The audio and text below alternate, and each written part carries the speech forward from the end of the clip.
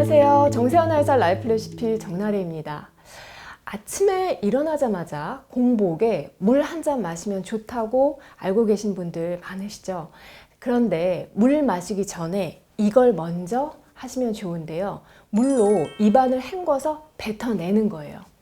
밤새 입속에서 증식한 세균 수가 어마어마하게 많기 때문인데요.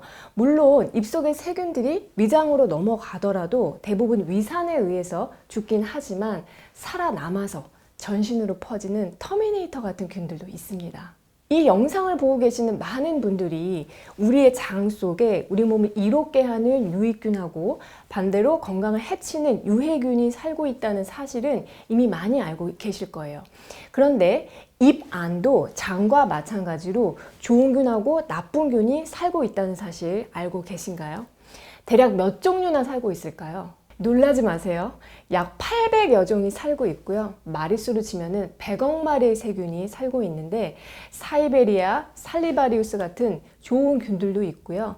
이를 갉아먹어서 충치를 유발하고 또 잇몸에 염증을 일으켜서 잇몸을 붓고 아프게 하고 또 입냄새를 나게 하는 뮤탄스, 푸조박테리움, 뉴클레오툰 같은 나쁜 균들도 있는 것으로 알려져 있습니다. 문제는 장내 세균은 위산으로 한번 걸러지는 데 반해서 입속의 세균은 어때요? 강력한 위산 같은 역할을 하는 것이 없기 때문에 장내 세균에 비해서 나쁜 균이 번식하기가 매우 쉽다는 것이고요. 또 잇몸에 혈관들이 있잖아요. 이 혈관이 터져서 피가 나면은 세균이 바로 침투할 수 있는 경로가 된다는 거예요. 자, 최근에 가장 주목받고 있는 입속의 나쁜 균이 진지발리스라고 하는 균인데요. 잇몸과는 전혀 동떨어져 보이는 전신 질환이 있는 사람들에게서 공통적으로 이 균이 발견되고 있습니다. 충치를 만드는 균은 대표적으로 연쇄상 구균이라고 있는데요. 연쇄상 구균이 당분을 먹고 난 다음에 뱉어낸 배설물이 강력한 산성을 띠고 있어요.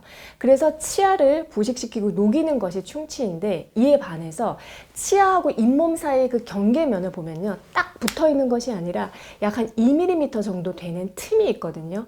진지발리스 균은 주로 그 틈새에서 번식을 하는데 우리 몸의 면역세포와 이 유해균이 싸우면서 염증이 생기고 이로 인해서 잇몸에 염증, 더 심해지면은 잇몸 뼈를 녹여서 치아가 빠질 수 있습니다. 그런데 여기서 끝나는 것이 아니라 진지발리스는 산에 대해서 강력한 저항성이 있어서요. 위산에도 살아남는 터미네이터 같은 균이라는 거예요. 스스로를 보호하는 진지페인이라는 효소를 내뿜어서 면역세포를 따돌리고 면역력 자체를 무력화시키는 것으로 알려져 있습니다. 스웨덴에서는 쌍둥이 등록소라고 해서요. 같은 유전자를 가졌지만 서로 다른 생활 환경을 가진 쌍둥이들의 질환을 추적 관찰하는 세계에서 가장 오래된 쌍둥이 등록소가 있습니다. 흥미롭죠? 거기에서 쌍둥이들의 치매 발병 원인을 조사해 봤더니 학력이나 소득, 키 같은 요인들보다 강력한 영향을 준 것이 바로 치아의 개수였다고 합니다. 구강 건강이 나빠서 젊었을 때부터 이 치아를 많이 잃어버렸을수록 치매에 걸릴 확률이 높아졌다는 거죠. 그래서 과학자들이 처음에는 치아의 개수가 부족하면은 뇌신경의 자극도 줄어들기 때문에 그러려니 했는데 최근에 여러 연구에서 진지발리스 균에 의한 감염을 주요한 원인으로 보고 있어요. 진지발리스 균과 이 균이 분비한 독성 물질이 혈류를 타고 뇌까지 이동을 해서 치매를 일으키는 직접적인 원인이 된다는 것이죠. 물론 치매라는 게 딱 한 가지 원인으로만 발병되는 것은 아니지만 실제로 알츠하이머 치매가 있는 환자들의 뇌 속에는 높은 비율로 진지발리스에 의해서 생성된 독성 단백질이 있는 것으로 나타났습니다. 그래서 여러분 치매가 두렵다면은 이제부터라도 잇몸 건강 반드시 잘 챙기셔야 하고요. 두 번째, 진지발리스는 암을 유발하는 원인이 되기도 합니다. 구강암, 식도암, 간암, 대장암, 췌장암과 연관이 있다고 알려져 있고요. 그 중에서도 특히 췌장암을 포함한 소화기 관련 암과 연관이 크다고 밝혀졌어요. 미국 브라운 대학교 연구팀이요. 성인 8천여 명을 대상으로 조사 분석을 해봤더니요. 잇몸병을 일으키는 진지발리스균이 정상치보다 높은 경우에 췌장암 발병 위험률이 일반인에 비해서 2배 정도 높았다고 합니다. 반면에 인체 무해한 입속 세균의 비율이 포르피노모나스, 어려워 이름도, 진지발리스균 같은 병원균의 비율보다 높으면 췌장암 발병 위험률이 45%뚝 떨어졌다고 하니까 입 따로 몸 따로가 아니라 우리 몸은 다 연결되어 있다는 것이죠. 그리고 세 번째, 심혈관 질환을 앓았던 환자들의 혈관을 조사해 보니까 혈관에서도 입속세균인 진지발리스가 발견되었다고 합니다. 세균이 잇몸에 염증을 일으킨 다음에 그 잇몸에 생긴 상처를 타고 들어가서 혈관으로 침투하고 혈관에서도 염증을 일으켜서 콜레스테롤 같은 것이 혈관에 더 많이 쌓이도록 가속화합니다. 네 번째, 혈관 염증으로 인한 질환 하면은 우리가 빼놓을 수 없는 것이 바로 당뇨인데요.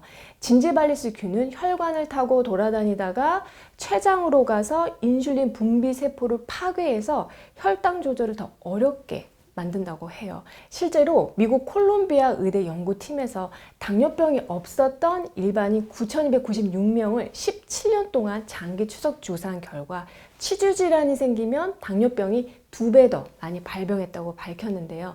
또 다른 미국 텍사스 의대 연구에서는요, 잇몸 질환이 있으면 당뇨 합병증 위험이 4배나 높아지고 혈당 관리가 잘 안 될 가능성이 6배나 높아진다고 밝히기도 했어요. 아직 끝나지 않았어요. 진지발리스균은요, 뼈에도 영향을 끼칩니다. 아까 진지발리스균이 잇몸 뼈를 녹아내리게 한다고 말씀드렸죠? 류마티스 관절염도 염증 반응으로 인해서 이 관절 뼈가 녹아내리는 질환인데 진지발리스가 이 염증 반응을 가속화시키는 것으로 나타났습니다. 또 진지발리스균은 몸속에 들어가서 단백질을 변형시키는 특징이 있는데요. 변형된 단백질이 관절염을 더욱더 유발한다고 해요.